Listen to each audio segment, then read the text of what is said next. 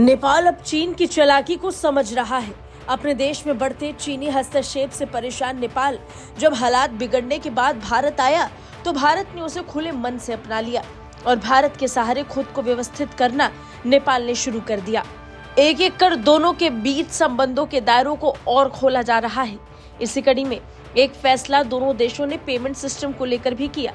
भारत और नेपाल ने अब एक होने का फैसला कर लिया है। नेपाल ने अपनी आर्थिकी को और इससे भी ज्यादा अपने पेमेंट सिस्टम को मजबूत करने के लिए भारत में खुद को मिलाने का फैसला किया है। दरअसल भारत और नेपाल के लोगों की खातिर क्रॉस बॉर्डर रेमिटेंस को आसान बनाने के लिए दोनों ही देशों के सेंट्रल बैंकों ने एक बड़ा फैसला लिया है।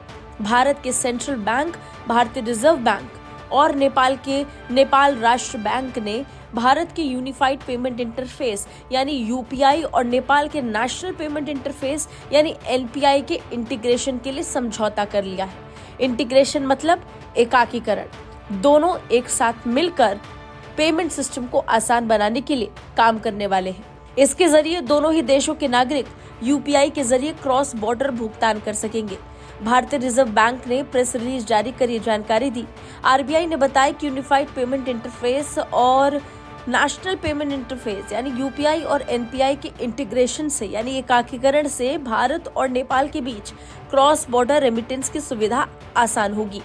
साथ ही इस इंटीग्रेशन की वजह से दोनों ही देशों के नागरिक instant low cost fund transfer कर सकेंगे।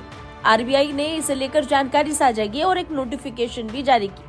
आरबीआई ने बताया कि यूपीआई और एनपीआई के लिंकिंग के जरिए भारत नेपाल अपने फास्ट पेमेंट सिस्टम को लिंक कर रहे हैं, जिससे दोनों ही देशों के बीच फाइनेंशियल कनेक्टिविटी गहरी होगी। साथ ही दोनों देशों के बीच ऐतिहासिक, सांस्कृतिक और आर्थिक संबंधों में और मजबूती आएगी। भारतीय रिजर्व बैंक और नेपाल राष्ट्र बैंक के बीच टर्म्स ऑफ रेफरेंस जो एक्सचेंज किया गया है उसके मुताबिक यूपीआई और एनपीआई को आपस में इंटरलिंक करने की जरूरी सिस्टम को इस्तेमाल में लाया जाएगा।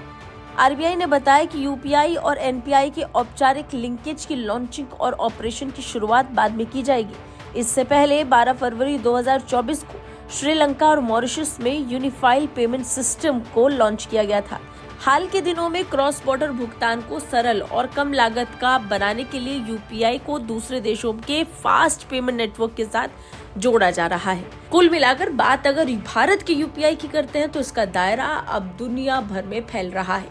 फ्रांस इसमें रुचि दिखा रहा है, सऊदी में इसे लेकर उत्साह है, यूएई ने इसे लेकर उम्मीद जताई। वहीं नेपाल, श्रीलंका, मॉरिशस तो अब यूपीआई को अपनाने के लिए आगे आ चुके हैं। ब्यूरो रिपोर्ट, भारत तक।